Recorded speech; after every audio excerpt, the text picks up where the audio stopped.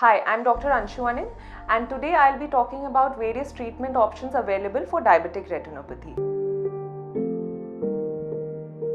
Now, in my previous videos, I've already given information regarding diabetic retinopathy and how its diagnosis is made.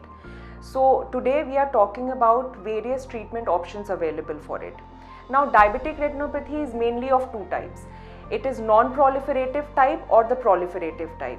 So if you have been diagnosed as to having non-proliferative type of diabetic retinopathy, so for that your doctor will only keep you under observation. No treatment is as such done. You're just told to control your blood sugar levels, and your retina might be checked after maybe say every 3 to 6 months to see whether your diabetic retinopathy is advancing or progressing.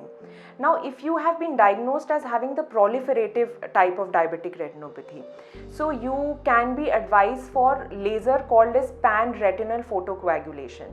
Now, PRP as it is called, this laser basically burns the new leaky blood vessels on your retina, which can further cause bleeding in your retina. So it basically stops the advancement of your disease.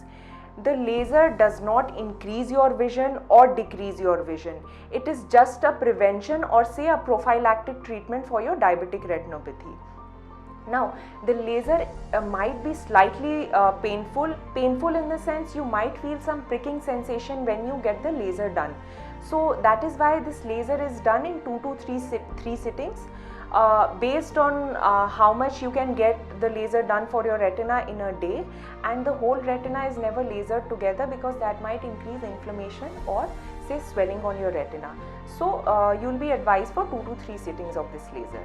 Now, the other treatment option available is intravitreal injections. These are anti-VEGF injections. Now, these injections are given inside the jelly of your eye, which is called vitreous. This jelly is in front of your retina of the eye. Now, these injections, what they do is decrease the swelling on your retina, hence increasing your vision, and they also shrink the new blood vessels which are formed on your retina. Now, these injections are given after every few months based on your OCT, which is a diagnostic procedure. If that investigation shows any swelling on your retina, these injections are repeated every 1 to 1.5 months. Now, these injections are not painful. They hardly take around 5 minutes. The procedure takes around 5 minutes, and you can go home after that. There are no major precautions after the injection. You are given some eye drops to use, and the next day you have to come for follow-up. The third treatment option available is done only in advanced cases, that is retinal surgery. Now, in case if you have advanced diabetic retinopathy and you have bleeding in the eye, or your retina has detached because of that, so for that retinal surgery is done to clean the bleeding or to attach your retina again.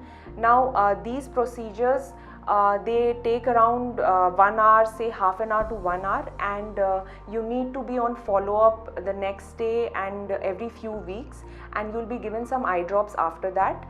But you have to know that you should not let your diabetes advance to these last stages, and get your retina checked annually at least if you have diabetes.